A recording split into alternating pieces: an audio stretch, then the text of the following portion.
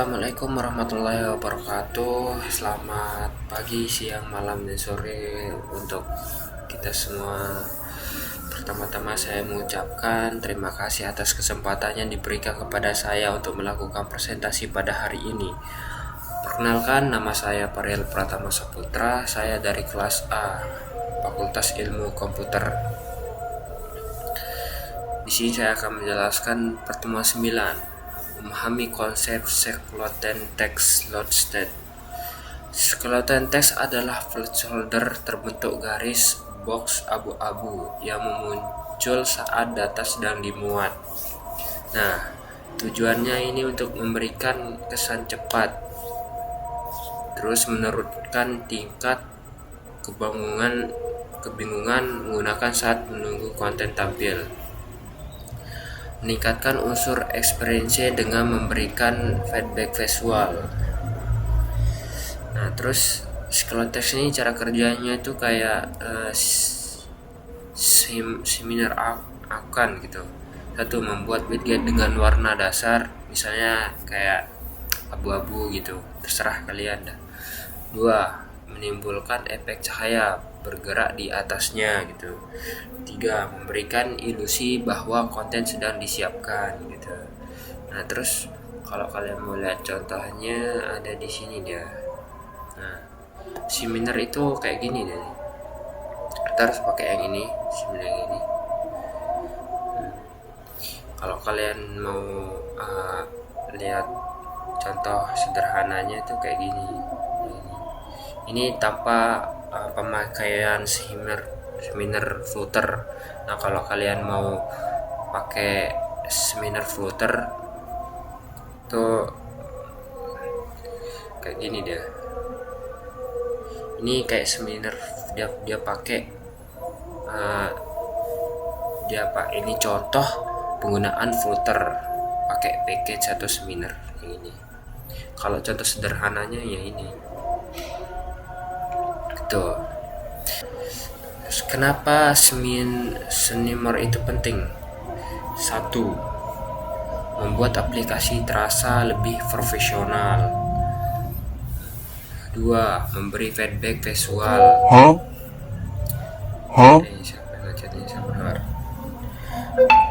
Kenapa seminar itu penting? Membuat aplikasi terasa lebih profesional, memberikan feedback visual ke pengguna saat loading. Tiga, lebih menarik dibandingkan loader biasa. Cukup itu aja yang buat pertemuan 9. Semoga dimengerti. Kalau belum dimengerti mohon maaf. Cuman itu doang yang saya pahami sedikit demi sedikit. Udah on nih. Udah. Baiklah, kita lanjut. Saya akan menjelaskan pertemuan 10. Apa itu cyclone text? Cyclone text adalah tampilan sementara yang digunakan saat data dari aplikasi masih dalam proses loading gitu. Biasanya ditampilkan sebagai kotak abu-abu, animasi, seminar gitu yang menyerupai bentuk data asli. Contohnya itu saat membuka aplikasi, misalnya aplikasi berita atau enggak artikel, belum tampil tapi muncul blok abu-abu gitu. Ini membuat user tahu kalau data sedang dimuat, bukan error. Nah, tujuan apa sih tadi? Nah, tujuan cyclone text ini memberikan feedback visual yang penggunaan. Dua, meningkatkan kesan cepat dan insetatif. Tiga, menghindari tampilan kosong atau blank screen.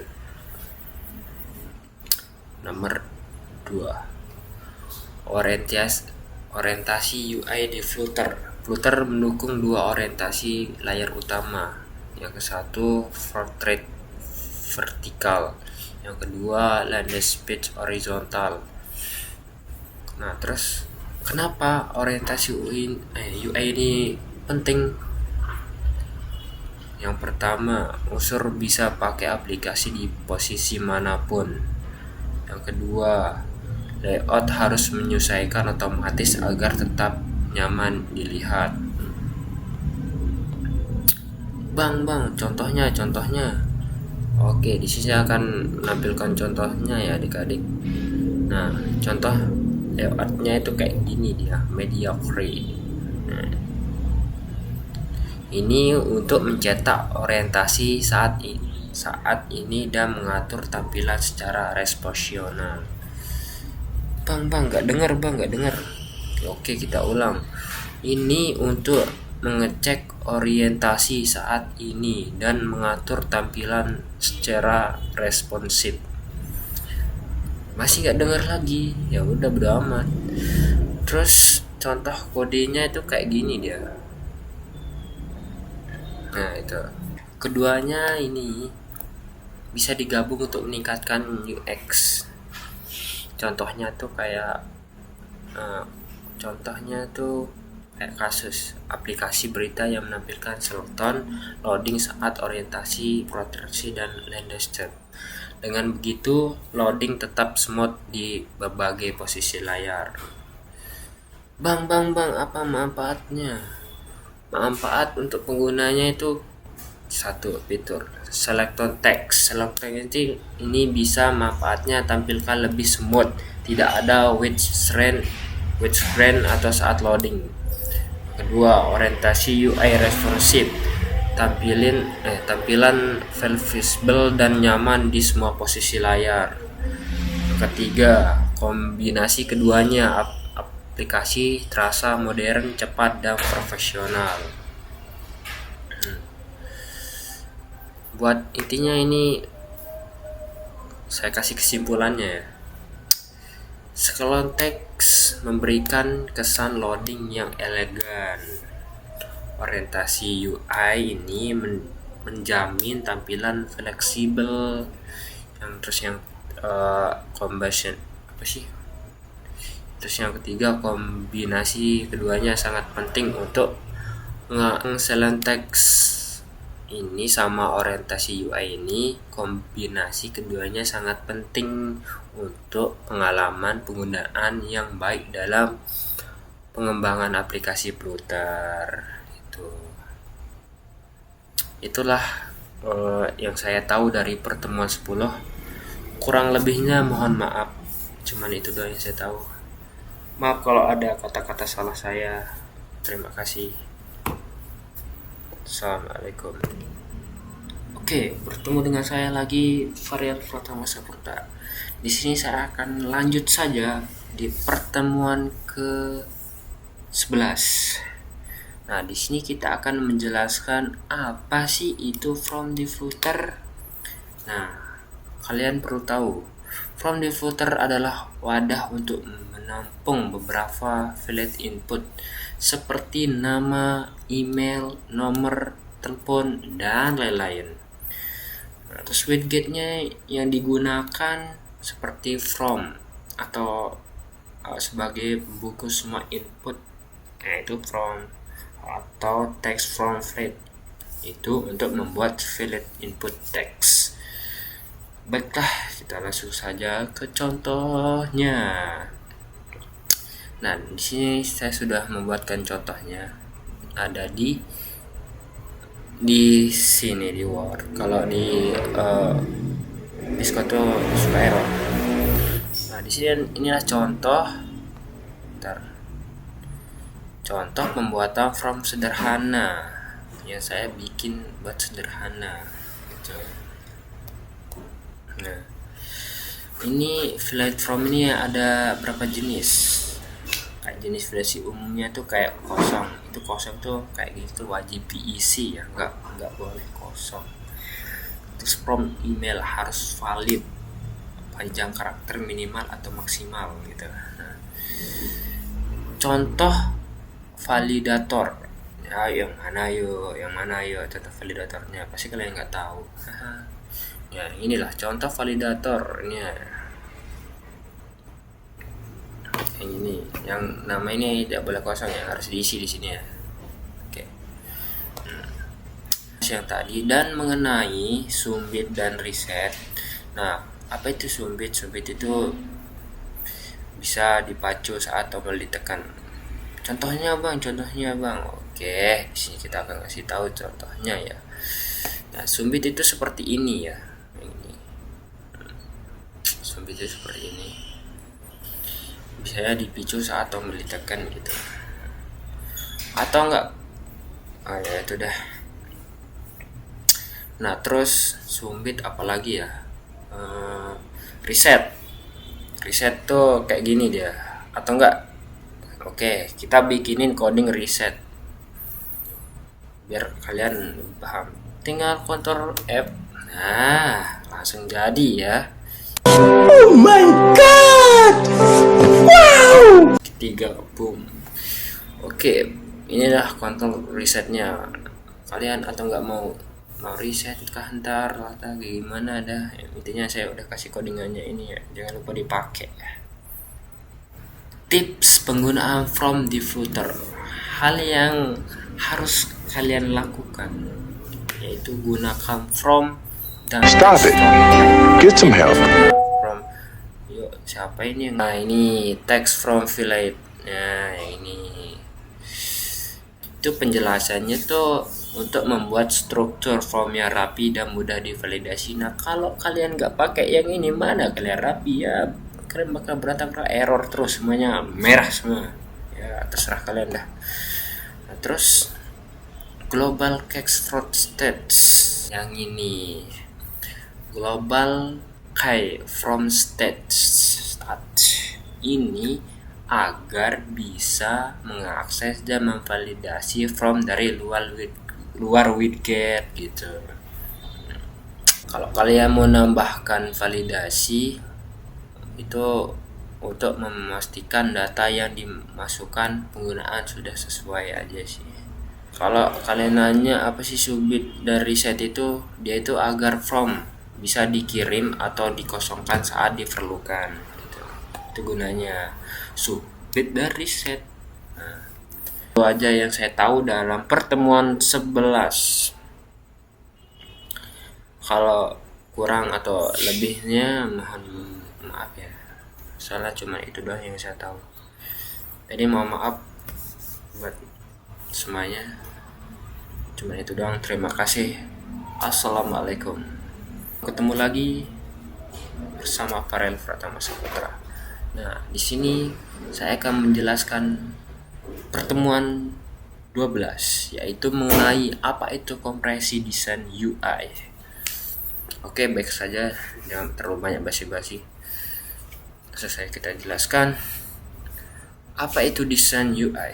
Artinya mengubah desain visual dari aplikasi seperti Figma atau Figma, Adobe XD ke dalam bentuk kode nyata di Flutter gitu. Bang, tujuannya apa bang? Nah, tujuannya itu satu, menyelesaikan desain dan tampilan aplikasi.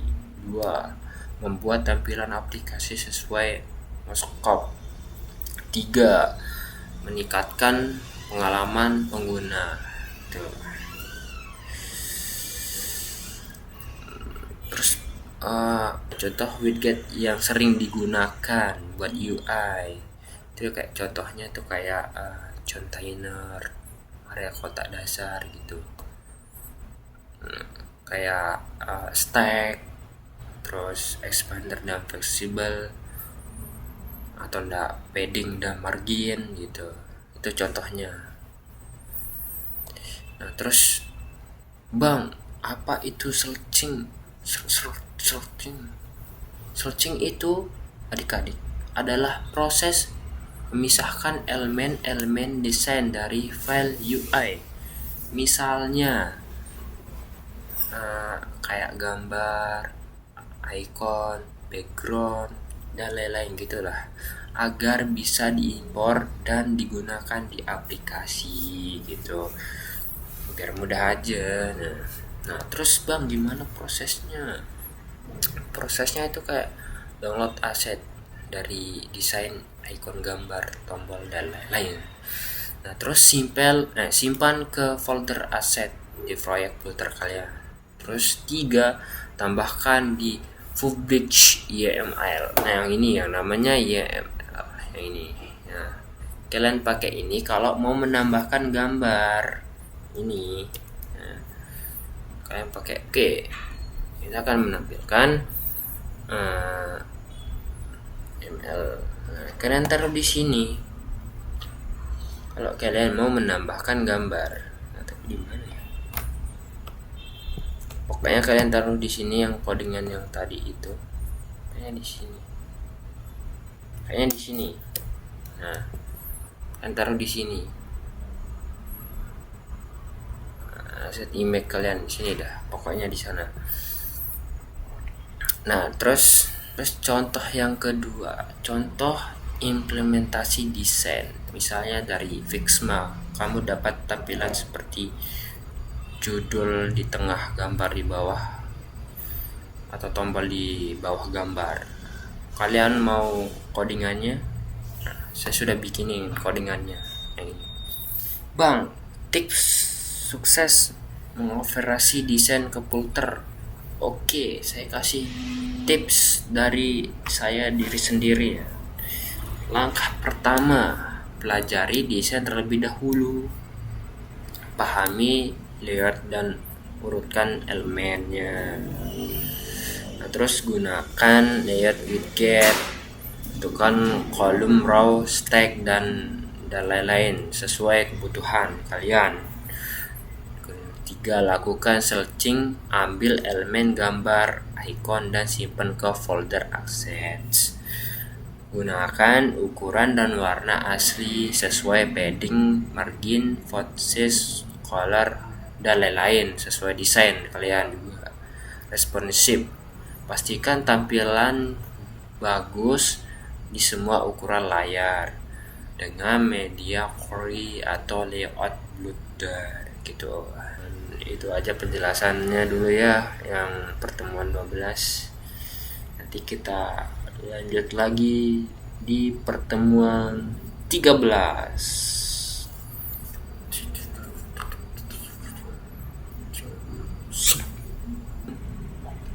Kita akan melanjutkan searching dari Figma ke Flutter yang pertemuan 12 tadi itu. Nah, tujuan presentasi ini itu menjelaskan lanjutan searching dari desain UI dari Figma ke Flutter dengan komponen tambahannya. Kita jelaskan atau nggak melanjutkan searching dari Figma ke Flutter. Setelah proses dasar searching mengambil gambar, ikon, buton, dan lain-lain, tahap berikutnya adalah menambahkan komponen tambahan seperti navigator bar, draw menu saving, thread layout, custom widget seperti rating bintang widget dan lain-lainnya itu. Contoh desain Figma punya tutorial menggunakan create. Yang mana bang? Contohnya yang ini. Ini digunakan setting review. Ini penggunaannya. Itu desainnya. Desain Figma punya Striking Freud.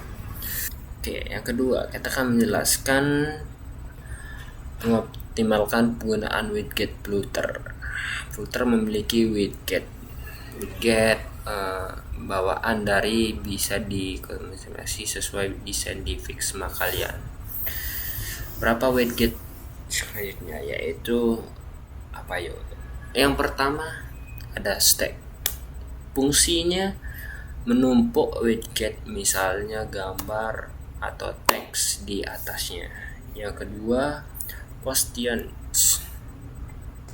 Positions ini fungsinya mengatur posisi widget dalam stack. Yang ketiga grid view. Fungsinya menampilkan daftar dalam format grid. Yang keempat warp. Menyusun widget yang melubar secara otomatis. List view footer ini fungsinya menampilkan list dinamis dari data. List view. Nah, terus Bang, mana contoh gridnya dong? Oke, di sini saya akan langsung saya bikinin ya contoh gridnya. Misalnya kayak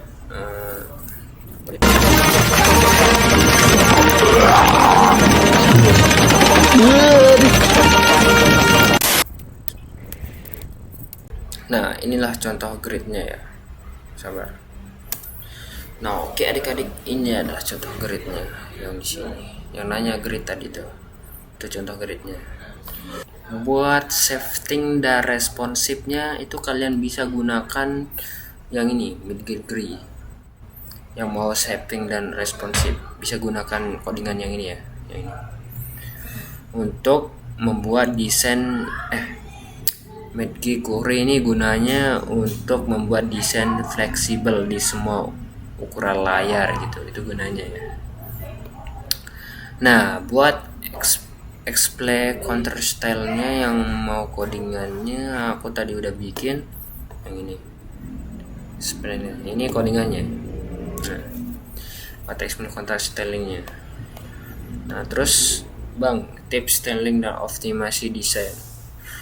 Artinya kalian gunakan yang namanya ya. Ini gunanya supaya warna dan font konsisten di semua halaman gitu.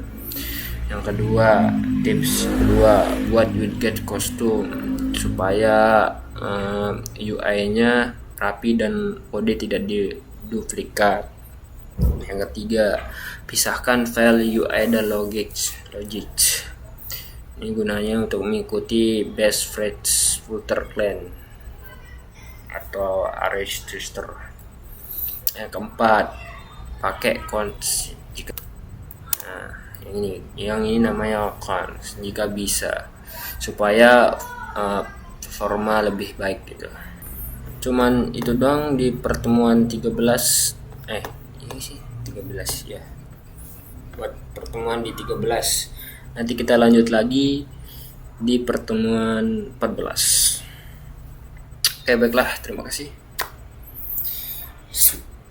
Welcome back, balik lagi bersama Varial Pratama Saputra. Stop it. Get some help. Oke, di sini kita akan melanjutkan presentasi pertemuan yang 13 kemarin, mengimplementasikan elemen dan desain terakhir dari Figma ke Flutter. Tujuan presentasi ini menjelaskan proses implementasi elemen desain terakhir dari Figma ke Flutter gitu. Nah, terus elemen terakhirnya bisa mencukup kayak buton, navigator bar bisa dipakai, detail effect, fage view, custom button dan icon. Nah, tujuannya itu satu, menyelesaikan seluruh tampilan aplikasi. Dua, membuat antara muka konsisten dan lengkap.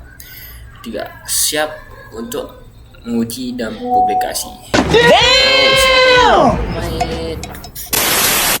Contohnya kayak gini. Buton barnya tadi tuh kayak gini contohnya. Buton bar. Ini contoh codingannya ya, ini.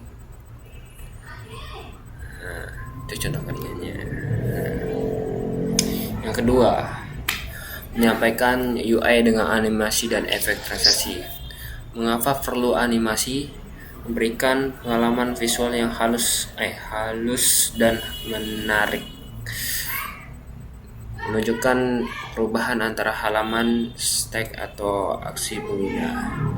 Jenis animasi yang umum. Yang pertama, transaksi halaman yang gunanya fake router builder, navigator flush. Yang ini maksudnya. Kita bikinnya di sini ya. Pagi.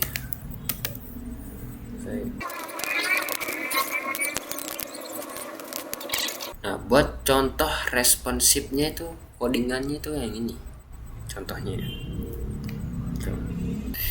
Oke, itu aja buat penjelasan pertemuan 14 ya.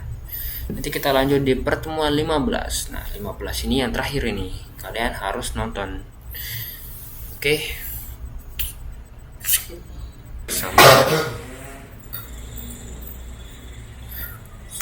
Assalamualaikum warahmatullahi wabarakatuh. Kembali lagi bersama Varial Pratama Saputra. Oke, adik-adik, di sini saya akan menjelaskan pertemuan 15. Ini yang terakhir ya, terakhir. Nah, di pertemuan 15 ini penerapan semua konsep yang telah dipelajari. Jadinya ini yang terakhir ya, pertemuan 15. Oke. Tujuan presentasi ini menjelaskan penerapan semua konsep UI UX Flutter dan dalam satu proyek aplikasi. Oke, langsung saja ke konsep-konsep yang telah dipelajari dan sekarang diterapkan. Konsep yang pertama ada searching design fixma, yang kedua ada loading dan orientation, yang ketiga selection text, yang keempat front dan validasi, yang kelima styling dan animasi. Dengan menghubungkan semua aplikasi akan tampak utuh dan profesional. Semua tombol atau input dan navigasi harus bisa digabungkan gitu semuanya gitu. Nah, terus pastikan data dapat disumbit, divalidasi dan ditampilkan ulang. Contoh nah, saya akan memberikan contoh tampilan home package-nya. Nah, buat contoh package-nya itu ada di sini, software. Ini contoh home package-nya. Oke. Nah, yang ketiga, tadi yang kedua ya. Nah, sekarang yang ketiga, optimalkan pengalaman penggunaan UX fokus pada kemudahan navigasi. Contoh saat pengguna klik tombol submit tampil.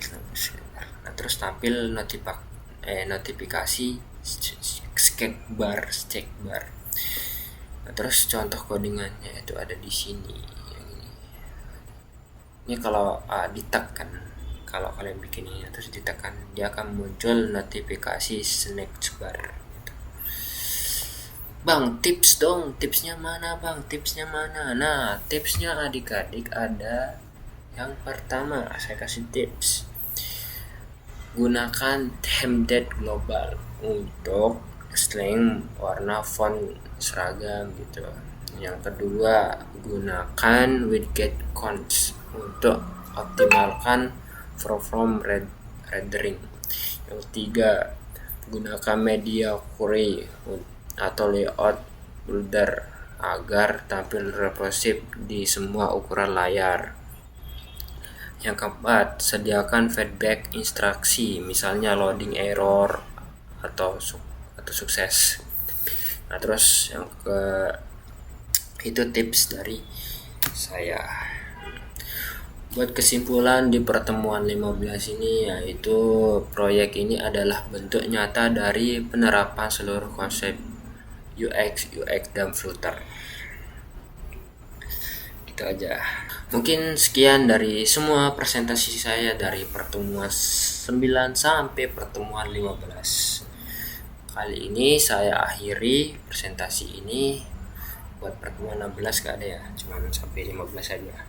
Baiklah teman-teman, kali ini kita bakal berpisah. Sampai sini aja ya. Demikian presentasi yang dapat saya sampaikan. Saya sadar bahwa kesempurnaan bukan milik manusia, tetapi belajar dan mencoba adalah kewajiban kita sebagai mahasiswa. Semoga apa yang saya sampaikan hari ini bisa memberikan sedikit manfaat dan menjadi langkah kecil menuju karya yang lebih besar di masa depan. Terima kasih atas perhatian dan kesempatannya. Wabillahi taufiq wal hidayah. Assalamualaikum warahmatullahi wabarakatuh. See you next time guys. Bye bye.